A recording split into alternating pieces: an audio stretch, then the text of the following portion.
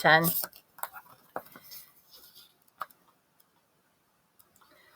The fight.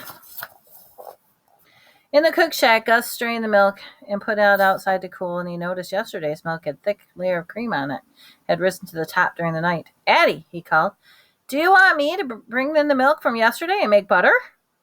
"Does it look like I got 4 hands, boy? I'm busy. Butter making is work you're doing when you're done with your work." Gus scratched the big bug bites on his face. I guess that was the wrong thing to ask this morning, he thought. "As long as you're out there," Eddie called, "bring in some wood from the pile behind the shack. When you're done, go to the long sweetener, get the long sweetener out, and get the tables ready for the men. Alex, get yourself in here," she continued. "I'm running behind. I need you to make some flappers." Gus ran and grabbed an armload of wood from the big pile behind the cook shack and carried it into the kitchen. "Gus, throw a couple logs into the baker. I need to get a fire hotter so I can put the griddle on." Gus looked at the stove and wondered where he was supposed to put the wood. It was the strangest looking stove he'd ever seen. Besides, he'd never really watched Alex closely enough to know how to stoke a fire. Addie watched Gus and hesitate, and then came around to the stove. As she threw open the door near the bottom, Gus could see the bed of coals already glowing red. "Put it in, boy, and hurry it up. I don't want to lose my heat." Gus dropped a couple small logs into the fire. Sparks began to fly up towards the door as Addie slammed it shut. That wasn't so bad, he thought. Gus just had finished stacking the rest of the wood beside the stove when he heard Addie and Alex arguing. "Yeah, well, you're the cook around here. Why don't you do your own job?" "Well, you are the cook's helper, boy, and if I have to ask you to follow a recipe for flappers, then that's what I mean." Gus could see Alex was making a big mess of the cook's table and the flour all over the place, and there were big bowl piled high with flour and eggs. "I told you to make flappers, not a mess. Look now, you wasted all the cackleberries. And you had to do is follow the words on the book." Eddie looked down at the big brown cookbook with stained pages. "You ain't even on the right turn to the right page." "Well, if you weren't such a terrible cook, I wouldn't have to be doing your job. I'm going to tell my pa and make you take a long walk out of camp," yelled Alex. "She's not a terrible cook," yelled Gus back. "And you're a troublemaker. Any idiot can read a recipe." Gus glared at Alex. Suddenly, a look of knowing came across Addie's face. "Alex, can you read, boy?" "You don't need no book learning to work at a lumber camp. I bet Dummy here can't read either," insisted Alex as he stared angrily at Gus. "I can read. I read really well. I like to read." I thought everybody I knew how to read," said Gus in a serious tone. Alex was angrier than ever. He stormed out of the kitchen and the dining hall, letting the door swing shut behind him. "Gus, if you really can read, clean up this mess and stir me some flappers from the recipe. I'm running behind and I need your help. Alex can finish setting up the tables for the men." There was no time for more arguments.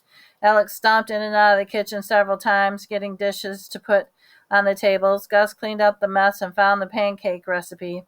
He made a huge batch for Addie and to bake on the griddle. Soon she had a stack of flappers a yard high waiting to be served. As soon as everything was ready, Addie rang the triangle and the men filed into the hall, taking their places at the tables. They ate quietly, taking only what they asked for the long sweetening, black lead, or more food.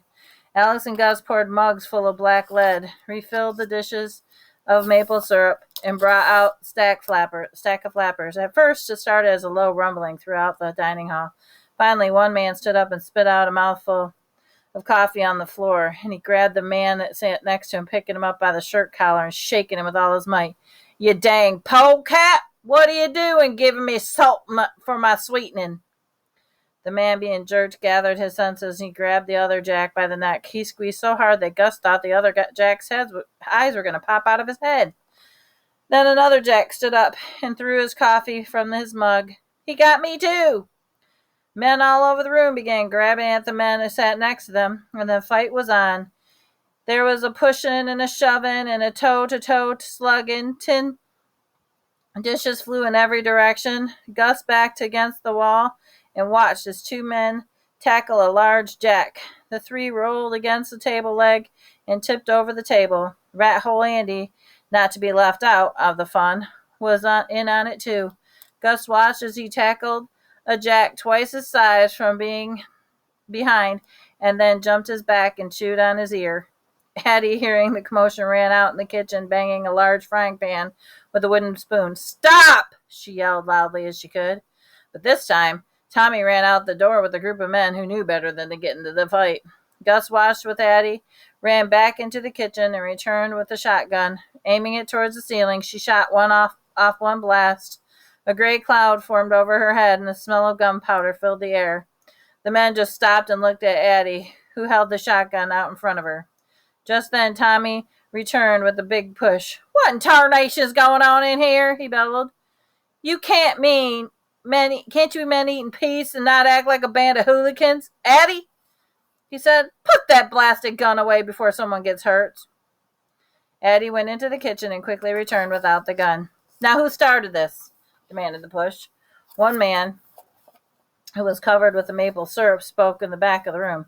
His eyes were red and swollen. "I guess, boss," he said. "I did. This rascal beside me loaded my black lead with salt instead of sweetening." Another man, in worse shape than the first, said, "He did it to me, too." The other men stepped forward from around the room, said the coffee was full of salt. The push ordered Addie to bring the coffee pot. He picked up the mug of the floor, wiped off the bottom of his vest, and poured out himself a mug of coffee. "'Tain't nothing wrong with this here black lead." Going over to the table he hadn't been cleared off or tipped over, he poured the sugar into the mug.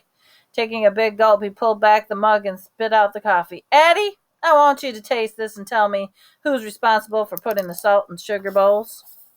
Addie sheepishly licked the mug and took a sip. The coffee was so full of salt that it bit her tongue. Alex, who had been hiding in the kitchen, peeked out from behind the kitchen door. "No, it's Gus's fault. It's his job to set the tables and put out the sweetening." All the men started to stir. "Where's that boy?" they demanded. "I didn't do it," cried Gus. "Tell them, Eddie. Tell them I was helping you the whole time in the kitchen this morning." The Jacks filed out of the dining hall, wiping from their clothes and giving Gus dirty looks as they passed. That rat hole Andy Patsy gave a low, deep animal growl. "I didn't do it, Andy. Honest, it wasn't me." "Sir," said Addie to the big push, "I don't know how the salt got in the sweetening bowls, but this here boy was helping me in the kitchen this morning. Wasn't he, Alex?" "I don't care how this happened. I just want this mess cleaned up and this boy out of my camp." "My apologies, sir," interrupted Tommy, "but could the boy work till the end of the week?" "Why, so he can catch a nice ride to the next settlement? You want me to make this easy on him after this mess?" "Well, sir, it's not just that. You see, I signed his name on the credit for this week. If he works this week, at least he can care of paying up his expenses here." "I really didn't do this," protested Gus. It had to have been Alex." "Hush, boy," said Addie. "This is so unfair." "I didn't do anything," insisted Gus. "Alex," shouted the big push, "where'd you go, boy?" The push leaned down low and stared into Gus's face, wagging his finger back and forth. "I'll tell you the work this week and help out Tommy here with the bill, but the next wagon out of here, I want you on it. You understand?" Gus nodded his head. "Alex," bellowed the big push as he left the dining hall. "I'm sorry, boy," said Addie. "I know you wouldn't do something like that." Gus jammed his hands deep into his pockets and hung out his head. "It's not fair. It's just not fair," he said over and over as his tears came to his eyes. "Lots of things in life aren't fair, boy," said Tommy. "You just seem to be on the receiving end more than most of us." Tommy reached out and patted Gus on the back. Gus pulled away. "Why didn't you make the boss listen?" Tommy put his arm around him. "That man don't listen to anyone. It's best just to wait till he cools down, and then maybe we can talk him to him." Gus, angry at the whole situation, pulled away from Tommy. "Why don't you go out there to cool down a bit yourself?" Tommy said as he reached down, picked up a pancake that lay on the floor. "Here, go give Napoleon a bite to eat. I bet he's hungry. I give Addie a hand till you get back." Gus looked up at Tommy. He knew Tommy was right. That jerk Al, or Alex, had done it to him again. Taking the pancake from Tommy, Gus went outside. Some of the men were still standing around the bunkhouse talking. Several had swollen eyes, already starting to turn black and blue. How was he ever going to be able to how is he ever going to be able to face them tonight? Gus wondered. I want to go home now, he thought, as the tears ran down his face. Gus slowly walked over to where Napoleon was chained.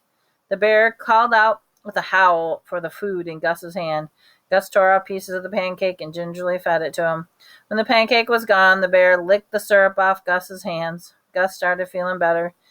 He sat down on the ground, and the bear playfully lay beside him, rolling over on its back in hopes of getting a belly scratch.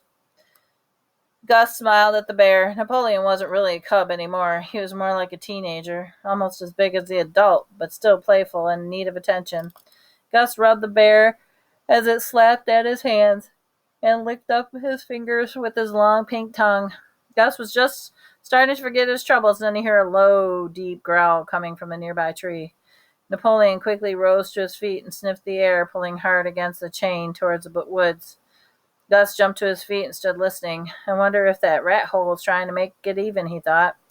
Gus remained quiet. Then he heard it again. That was no human, thought Gus. That's a cougar. So he ran across the yard to the dining hall, throwing the door open. He nearly knocked Tommy down, who was on his way out. Tommy! Come quick, the cougar's out there, yelled Gus excitedly. Will Napoleon be all right? The cougar is in the woods right beside Napoleon. Will the cougar go after him? You don't know much about bears, do you? Said Tommy, who seemed more concerned with Gus's lack of knowledge about the woods and the presence of a cougar. The only natural enemy of a cougar is the bear. A cougar won't bother the bear unless it's tiny cub or the cougar's starving. Don't go worrying about Napoleon. He'll be fine.